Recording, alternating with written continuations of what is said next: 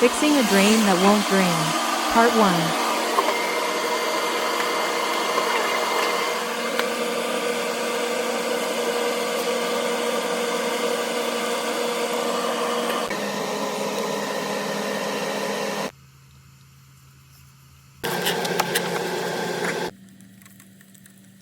There's a lot of dirt in this drain, which makes me think it may have collapsed.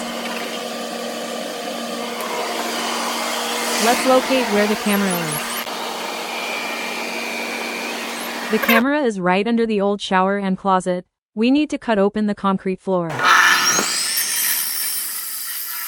When opening a concrete floor, always make sure to make clean cuts with a diamond saw blade. The clean cut will not only help with extracting the concrete, but it will also make the finished repour look very professional.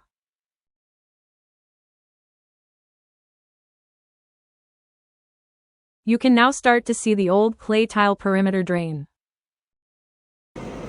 Okay, so here's where we're at. We are digging up this perimeter drain, this old clay perimeter drain, because it was not draining properly into the crock. And when I cambered the line from this direction, there was a blockage right there.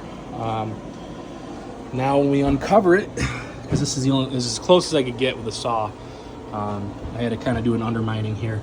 But when we uncovered it, we see that this right here is there's a drain in here for a shower that was sitting right here.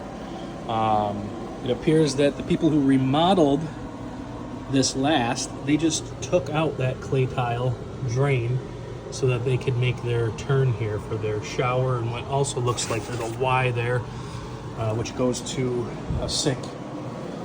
So we need to basically, we're going to take that out all the way back to that side, replace it, reconfigure this, probably jackhammer a little bit more up over there, and tie into some good pipe so that we can Stay get this tuned for perimeter part drain working 2. properly.